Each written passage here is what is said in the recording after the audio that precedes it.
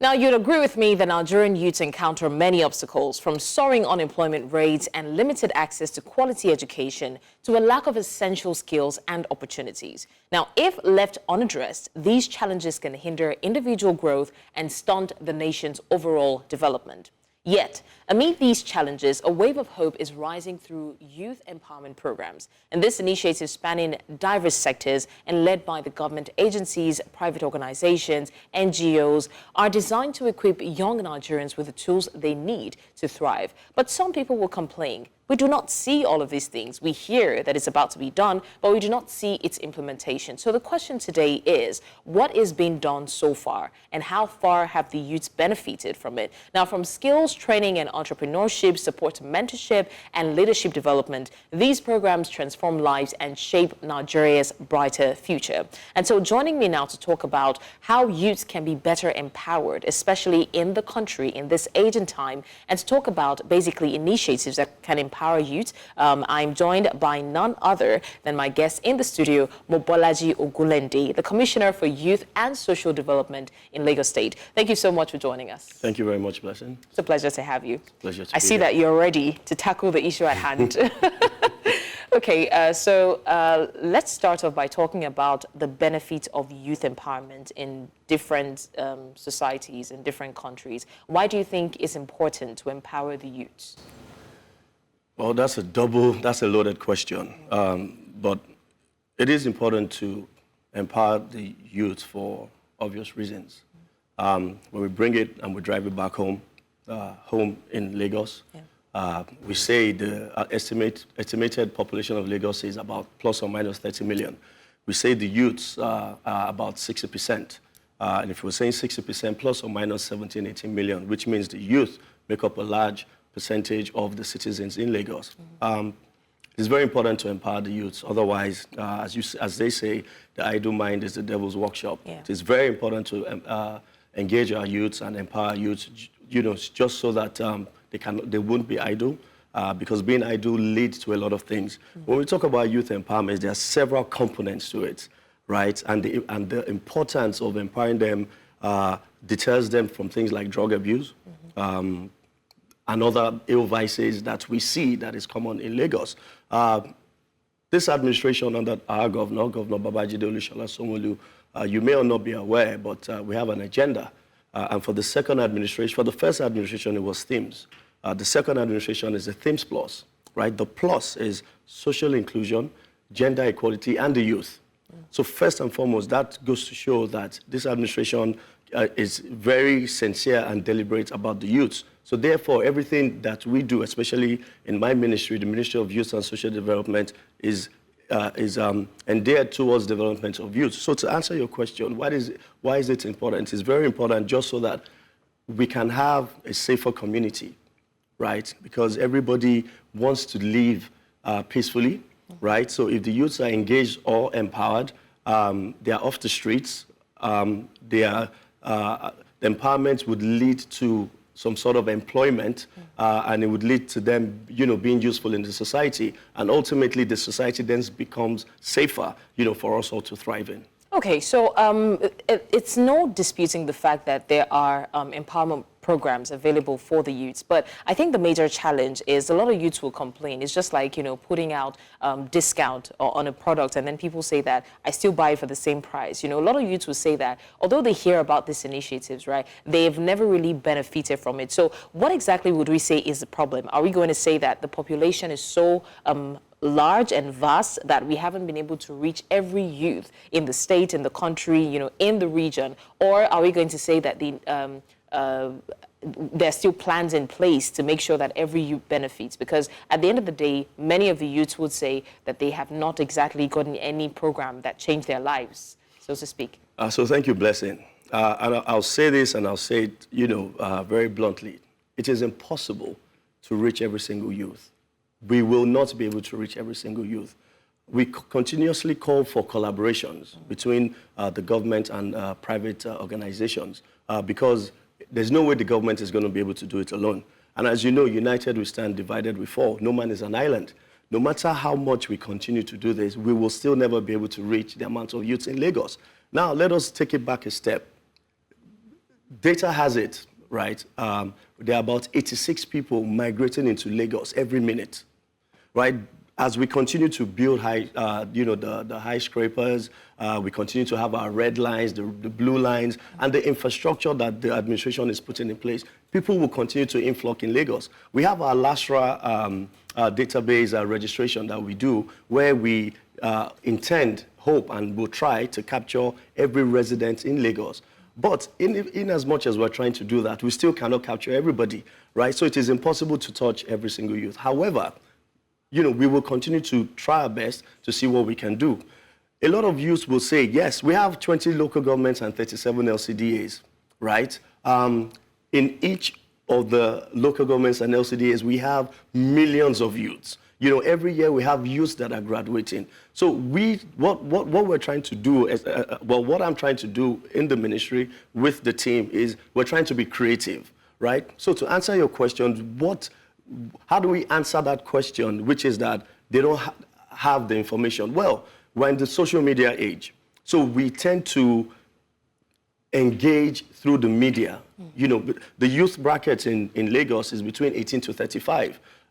Nationally, I think it's 15 to 35 or the other way around, right? So continuous engagement, not only on media, the conventional ways, the press, and, personal engagement. Every single day I am in a local government, trying to engage. That is part of my job. But I cannot be in 57 places at the same time.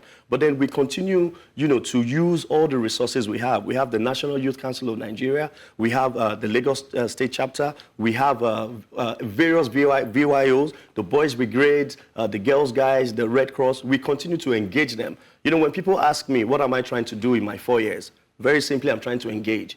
Because from engagement, we talk about employment, we talk about skills, acquisition, we talk about all these fantastic things, but it can only happen through engagement. So what we need to do and what we're trying to do is to engage through various channels to be able to get the information out to our youths out there. Again, we have two types of youths, as I like to explain. We have the formal and the informal, right? The administration is trying not to leave anyone behind, right? But we also need to cater to all various segments of youths in the music industry, entertainment industry, youths that are, skateboarding, youths that, there are various segments. And what I'm trying to do and what I have been doing is, irrespective of whatever segment you are in, I try to engage, because there's always this belief that there's a disconnect between the youths and the government, right? I'm youthful. Right, so and I've recognized that disconnect, which is the reason why you see me in Red Bull, doing the downfall experience, thing that they put together the other day. You see me in local government, you see me in ICO, you see me in VI, you see me in Akowonjo, you see me everywhere. Again, it's about engaging, right? But then again, the youths also have a role to play, right? Which will bring me to the youths of today, right? There's no shortcut to the top. And Rome was not built in a day. But a lot of our youths, especially, the youths in this era, they believe, things just happen overnight. No, it's, we need to be realistic with ourselves. They also need to search for information. 3 days ago, we launched an initiative called Lag Up. For example, Lagos State Youth Upskilling Program, right? And the intention, it's in partnership with GFA Technologies and Wema Bank. The intention is to train 1 million youths, and we're doing it in cohorts, right? GFA Technologies has a partnership with some multinationals, right, across world, and there are 84 certifications that are out there to grab, right? Right from 0 to 100%. 100% we'll say is AI. 0 is customer service, data analysis, or database, inputs and all of that. We have a lot of jobs that are being done remotely in India. Why can't we do it in Nigeria? Why can't we do it in Lagos? So we've been creative, right? And we're trying to do this. Now, in a bid to do this, or in an attempt to do this, we've launched a big social campaign, to launch this. By Saturday midnight, it's going to roll out. Now, why am I saying this? I'm saying this because this is a big initiative, right? That we hope it would reduce, or it would tackle unemployment in a very creative way. Right. But to access this, you need to have that information and to have that knowledge, which is why we put together the conventional, the new media, the online media, and all of that to push that information out. But in as much as we've done that, a lot of people will still say they don't have that information. Another thing we did on this particular initiative that was launched 2 days ago was, in each local government, we have chief press secretaries. Right. There are 57 local governments. We invited them, right, because we're being deliberate and we're being very sincere about what it is that we're trying to achieve. We invited them so that they can take the information to the grassroots. Okay, so we're seeing what's happening in Lagos, right? But let's take it on a more, take a look at it from a vantage point. Now, let's look at the youth across Africa, right? Now, when we talk about the youth, we talk about an age group that is susceptible to hooliganism. We talk about an age group that is susceptible to forming gangs based on, bandwagon mentality or influence or things like that, that is susceptible to dropping out of school and all of that. And we know that there are this much initiatives to help the youth, make the most of their lives. But let's be honest with ourselves. It's not all these things that can work, so to say. Like, there's still some youths who would not care about all these things. So, would we say that coming up with youth initiatives day in, day out is the only solution for taking the youth completely out of the street and helping them make something meaningful out of their lives? The honest answer to that is no. But it's just one of the ways. But you see, this issue, it's not just a government issue. We need to make it personal. It is you and I's issue. It is the issue of every citizen in Lagos. This is the issue of every individual in the world. Since you've decided to take it outside Lagos, Nigeria, into Africa, it is a pandemic, right? It is a pandemic because day in, day out, the issues are getting deeper, right? But it is an issue that has to involve every single person. We take it back to the roots. When I said the roots, we're talking about family orientation, right? Charity begins at home. I'll quickly come back home before I go back to Africa. On December 27 last year, we had a little get-together in Lekki. The boys on the streets in Lekki. We brought together 50 of them. 47 of them had something in common. They were all from broken homes, which brings it back to that basic foundation. And then I'll go back to Africa. Family values. A lot of families these days, they don't, for lack of better words, they don't portray those values that, we learned when we were growing up. Fathers are busy, mothers are busy, so these kids are left unattended. You see, and when a child is left unattended, then it starts going into bad gangs, cults, drugs, and, so many other vices. So everybody has a role to play. It's not easy. It's not something that is going to be done overnight, and I do understand there's so many family dynamics, but it is something we all need to be conscious of, which is why we would ask that, since we're talking about Africa, all African leaders and governments need to continuously make this effort to advocate, for parents, guardians, teachers, as the case may be, to ensure that they're imbibing, these basic values, in the kids. Because when we catch them young, then it makes everything easier for us to do. So aside the initiatives, the mentorship, continuous advocacy, but then family values and what it is that we're teaching these kids at a young age, because it will translate to what they will be as adults. So those are some of the things that, we need to. Some of them just even need love, right? Some of them are just neglected. Sure. Some of them don't actually want to be on the streets or want to be in the situations that they find themselves in, which is why every single person must make a conscious effort. You can imagine if every single one of us makes that conscious effort, that means, or that could invariably mean, that as we're going on the streets or we're going about our daily business, you make that conscious effort to have one conversation with one individual. You may or may not change it, but having that conversation makes that difference, because if you do change it, then things will get better. And just to touch on something again, just yesterday I was in the Smartan House in Ikorodu. Tunde Onokoya, the chess master. There's some initiatives that we're working on. This is the first time this is being done, and I'm happy and excited about it. You see the transformation. So he has kids that he has rescued from Oshodi, from the streets. We've all seen it. They've been put in a home, and they've been transformed. right? So that is a private individual doing that. You can imagine the impact we will have when we collaborate and it has that government backing. You know, so those are some of the creative things the governor has given me the leeway to be able to explore.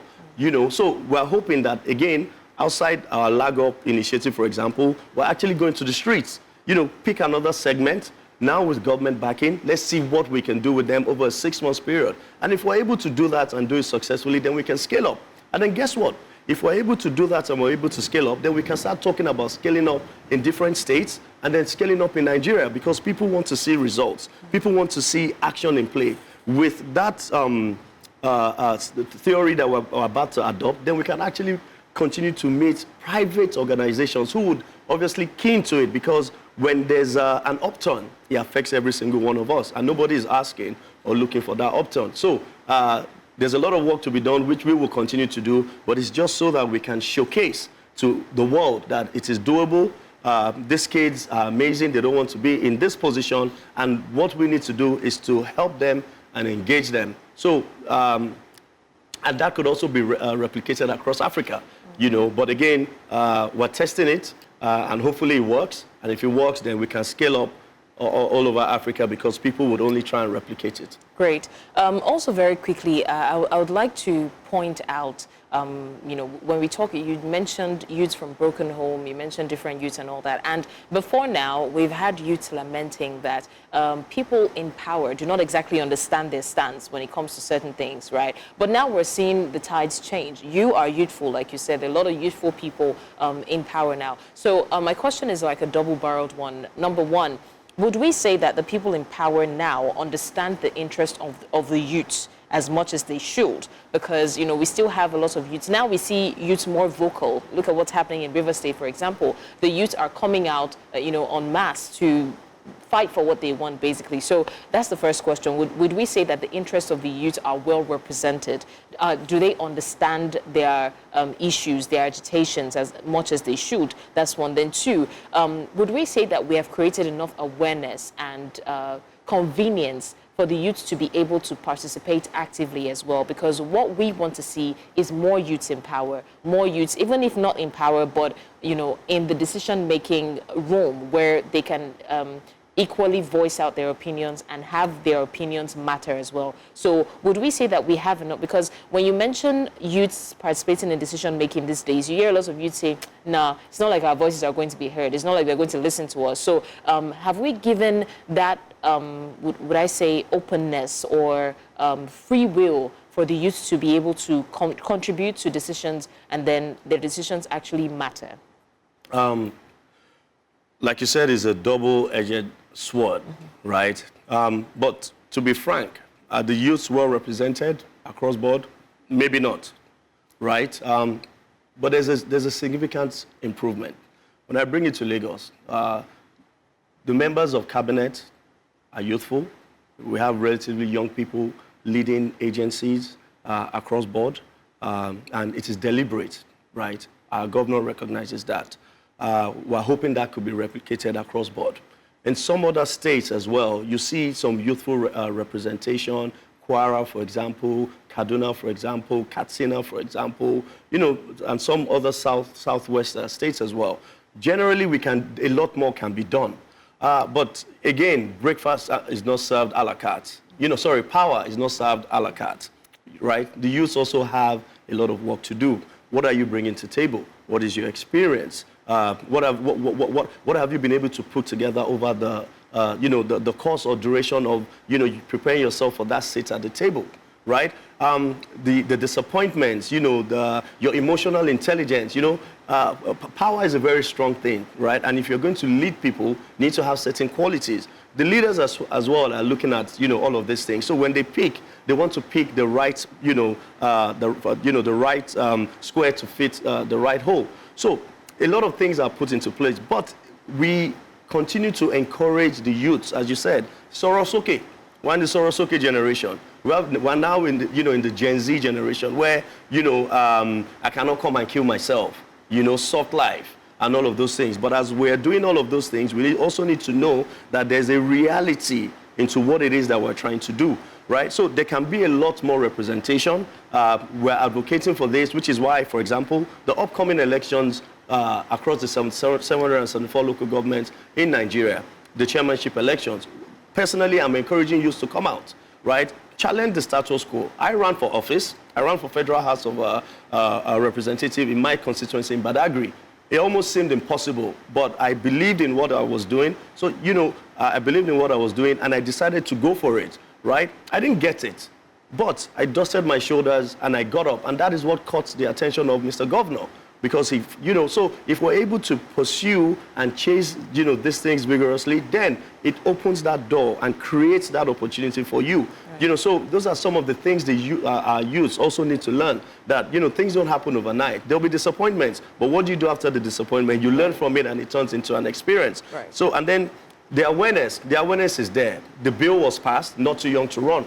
Right, everybody is aware of this, but are the youth really taking advantage of it? You know, are they doing what they're supposed to do, or they're just waiting a couple of months to election and then they come out and think, you know, it's business as usual? No, things are changing. People like us are in government. People like us that are coming from the private background have core values, you know, and we know what it is to give in your best. You know, when people like us, you know, start to sit on that table, then things will definitely have to change. Right. So we will continue to create that awareness. We'll continue to encourage the younger generation. And ultimately, the objective is to ensure that the youths have a fair amount of representation on the table. All right, Mobolaji Ogunlende, Commissioner for Youth and Social Development, thank you so much for joining us, and very profound words that you've spoken, and I hope that the youths can take a hint from that and, of course, be actively involved. And I like that you also said it takes individual effort. You mentioned Tunde Onokoya, and one of his mantras is the fact that you can do great things from small places. So if only each person will take up that responsibility and be individually creative on ways to make, you know, things better for themselves, as opposed to waiting for initiatives from the government and stuff. But once again, thank you so much for joining us. It's very insightful. Thank you. All right, you're still watching Fafanua Africa. We're going on a short break, and when we come back, we still have something put together for you, so you don't want to miss it. Stay with us. Thanks for staying with us. It's still Fafanua Africa. Now, before we went on the break, we talked about some initiatives that can help the youth, especially in this part of the world, and how the youth can also take initiatives for themselves and not wait for the government to intervene into their issues. But now we are going into another segment of the show, and we're talking about student entrepreneurship. Now, as a student entrepreneur, balancing the act of managing a business while pursuing an education can be both challenging and rewarding at the same time. Now, add in the complexities of navigating the labor market in Nigeria and the stakes becoming even higher. This delicate juggling of responsibilities requires a unique blend of perseverance, adaptability, strategic thinking as well. In an upcoming discussion that we'll be having very shortly with a student entrepreneur, we'll delve into the intricacies of this multifaceted journey, from the initial spark of inspiration to the relentless dedication required to sustain and grow a business while still being a student of a school and trying to thrive in both ways as well. Our conversation will provide invaluable insights into the realities of entrepreneurship in the next Nigerian context. Furthermore, we'll also explore the intersection of education and business, examining the ways in which these two spheres can complement and enrich one another. Now, without saying much more, I'm joined in the studio now by my guest, a student and an entrepreneur, making her a student entrepreneur, and that's none other than Onyekachi Onuora, medical student as well as a digital marketing strategist. Thank you so much for joining us, Onyekachi. Thank you for having me. You look dazzling, by the way. Thank you. All right, it's great to have you. Today we're talking about student entrepreneurship, and like I did read, I know that you're a student, and I know that you're also a digital marketer, if I'm not mistaken. Let me start off by saying, how did you become a student entrepreneur? What pushed you into wanting to start a business while in school? Okay, thank you. So I am a medical student from Eko University of Medicine and Health Sciences. This is my second degree. I have a degree in biochemistry from the University of Lagos, and I'm also a digital marketing strategist. Now, when I've always been a science girl, I've always wanted to help people. I've always wanted to be in the healthcare sector. But then I realized that I actually like the world of communication and business management. And then I realized that having skills in certain areas outside your own field will help you to shape, will help shape you into, to help make you well-rounded, basically. And that's why I decided to say, okay, I can be able to combine both. That's it. Okay, so how do you, talking about combining both now, how do you find yourself balancing the mix perfectly when it comes to running a business and attending classes? Okay, it's a challenging journey, but it's very rewarding. Time management is key. So it's all about prioritizing, it's all about scheduling, it's all about delegating, it's all about knowing what you can take. You have to say no to things you cannot, you know you won't be able to handle, because in order for you to excel in both, you have to know that you cannot do it all. So basically, that's what I actually do. I'm very organized. I have my to-do list, I have my calendars. I know the tasks that are more important than others, and that's how I've been able to excel both in my academics and also as a business. So when it comes to saying no, right, it's a healthy thing to do, especially as an entrepreneur who is a student as well. But doesn't that have like a side effect when it comes to your business? For example, if someone brings work to you and you sort of decline because you don't have the time to do that at that moment, would it not affect patronage? No, it won't. It's just about letting them know the reason why. I can't do this because I have this. Or I could do this at a later time. It doesn't mean I'm not going to do it at all. But then I know that what is ahead of me is more important than what they are bringing to me right now. So that's how I'm able to do it. Okay, and in terms of, you talked about it being challenging. What would you say are the major challenges you face as a student entrepreneur? It's burnout. It's mentally exhausting. Being combining an intense medical study with a very demanding job, and that is why I don't joke with self-care. I don't joke with my me time. I have a period where I know that I want to relax, right?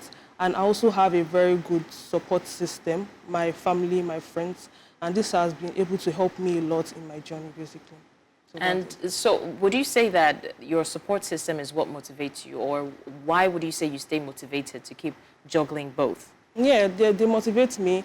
There are times where I feel like, oh, how would I be able to combine this and this? Because medicine is a very, very, very, very stressful, demanding course. So there are times where I feel like I can't do this, and I get the encouragement from these people that, oh, you can actually do it. I also have mentors in this space, in this same field. I have a lot of mentors. I have a lot of friends that are in this same digital marketing, and also doctors. So they've been able to help me, combine both, basically. So it's not about it's just about choosing the right people that you want and putting yourself in that kind of circle, basically. That's it. Okay, we'll come back to talk about mentorship, right? But in the meantime, I'm very curious to know, now for a normal entrepreneur, I'm not saying you're abnormal, but I mean you are a special kind. Now for the regular entrepreneur, you usually see them on social media scouting for the trendy sounds to use, the dance they can do, things like that to sell their market. But I want to assume that it's not the same for you because you have to juggle, schooling as well. So you don't have enough time to be a social media manager for your page as well. So how would you say that you're able to create awareness for your business in such a way that you maintain constant or consistency in getting clients without having to go all out? Well, as I said before, it's not as if I do not have time. I actually do have the time. And also, my case is very interesting in the sense that I use my career in medicine to also, I combine with digital marketing in the sense that, yeah, you talked about the trends, but okay, that is the normal. What of my own side? Like, what I'm trying to say is that, how about telling people how trends in medicine or something about cholera, do you get? So that's how I'm able to infuse digital marketing into medicine, right? And I also am active on social media, but not the kind you talked about, obviously. So it's just about, digital marketing is about creativity. There are different sides to digital marketing. It's not just this, because people are doing this, you should follow this. There are also other ways you can be able to get audience. Do you understand? So that's it, basically. So talking about mentorship now, how important would you say mentorship is in the life of an entrepreneur, especially a student entrepreneur? It's very important, very, very important. A lot of my friends are doctors, and a lot of my friends are in digital marketing space. So they've been able to, they've done this before me. So when I'm not clear on some things, I'm able to go to them. How can I do this? How can they help? It also helps me to, it also opens doors for me because they might be able to make me get access to this particular opportunity, right? So mentorship is very, very, very important, like extremely important if you want to combine being an entrepreneur and also being a student. And how would you say that you've been able to manage setbacks and failures? Because, I mean, everyone would have recorded some level of failure and setback. Although with mentorship, we understand that the mistakes you make are minimal because they would have taught you some of the things that they didn't do or some of the things they did that, made them fail or got them on the other side. But what I'm basically saying is how would you say that you have been able to manage your setbacks or failures that have been recorded? In order to win, you have to fail. You have to fail. You fail, you stand up, you fail again. I've had setbacks. You just know that that's not the end of the world. That's not the end of life. Before I got into, as I said before, I have a degree in biochemistry, and it took me 2 years before I could get into med school. And I was very down because I wanted to do this. And I started a career in marketing then, but it doesn't mean I did not stop trying to get into med school. And when I was in med school, it was very tough because I didn't know how I was going to combine having a career and med school. But then it was very shaky at first. It was very difficult at first. But I told myself that this is what I want and I'm going to get it. And I just got used to it. And now it seems very easy for me. People see like it's easy, but it wasn't easy from the beginning. So it's just about trying, encouraging yourself, motivating yourself, and know that failure is normal. Okay, so you talked about support from family and friends. I think everyone would wish for that. But in terms of support, how supportive would you say that your clients are? Because it's not very common to see clients who would give excuses for student entrepreneurs especially. We talked about you being able to say no in certain instances. I know that there's some people that are not patient enough to want to come back and bring their business, like, this business is in school. I don't want a situation where she would tell me no or something. I need it now, So would you say that you've had enough support from clients in that regard? And would you say that there are actually clients who are lenient enough to give excuse for student entrepreneurs? Yes, I won't say I've been lucky, but so marketing has improved my communication and how I interact with people. I don't just see clients as clients, I see them as my friends. And so they are able to understand certain times where I won't be able to handle, right? And also, it's basically how you connect with these people. It's about your relationship with these people. And that is why I love the fact that marketing has helped me in this particular aspect of my life. And it's not just this aspect, is everywhere. No matter the career you are, you have to know that communication is very important. So that's how I've been able to. And also, my boss is also quite understanding in the sense that I am also in school. And also, but one thing is that I'm very efficient. I deliver.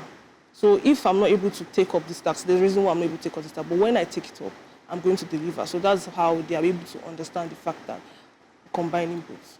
So let's talk about future plans now. Have you ever sat down and considered what the implication will be?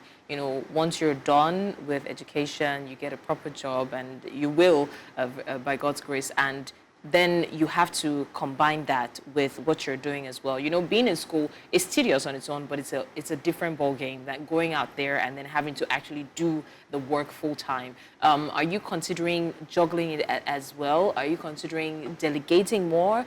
What are your future plans in that regard? Definitely, yeah. I'm still going to continue. As I said before, it's not something, I just want to break down myth that you cannot have a life outside medicine. Because people always say you cannot pursue any other thing than medicine. When you're in medicine, you're in medicine. Well, you know how it is in Nigeria. You cannot just constrict yourself to just one job. So you have to be able to know how to handle multiple things. It can even be something else tomorrow, and even be marketing. But it's just you shaping yourself that you can be well-rounded. And yeah, delegating. I already delegate tasks. I delegate tasks to people, or my people like assistants. And that's what I intend to do. And I also intend to take up more jobs in marketing, definitely. It's not going to stop. When I'm done with school, it doesn't stop. It doesn't stop at all. I like that you talked about breaking that stereotype that you can't do anything aside medicine, and I would like to drag it out a little more. There's also a stereotype that as youths, especially those in school, there's a limit to what they can actually achieve in school. So if you were to sit down and talk with youths, especially in this part of the world that are mostly dependent while they're in school, what would your advice be to them in terms of being able to take up maybe not something massive, maybe not juggling something massive with their work, but taking up little tasks or running little business that can at least enrich their pockets while they're in school, so they don't exactly have to become liabilities or heavily dependent on parents or government? My advice is that you can do anything you want to do. You can pursue whatever career you want to pursue. You can nurture that skill. You can start a business.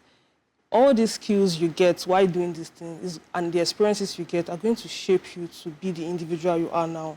It's better to start learning it when you're in school than entering the labor market and you find yourself that, oh, okay, so how do I start this? So I advise every single person or every student watching this that they should start. Start whatever career you want. That passion you have, start it.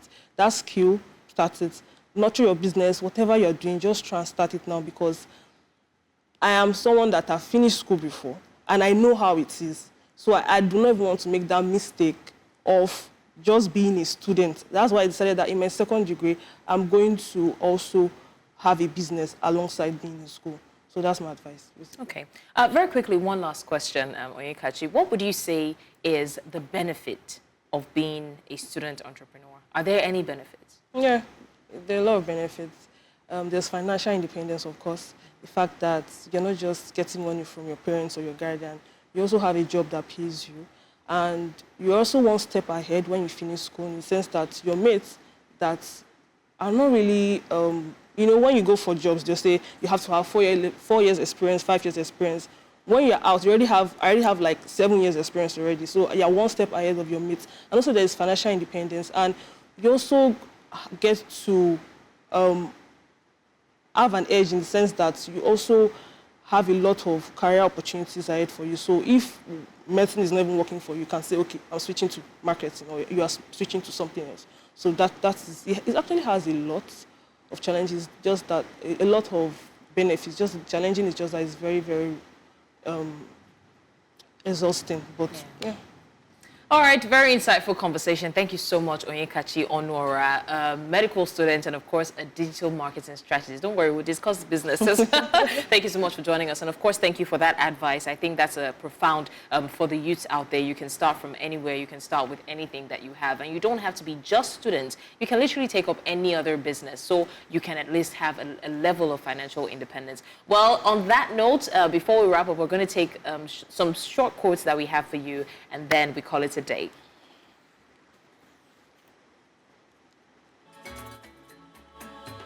Thank you.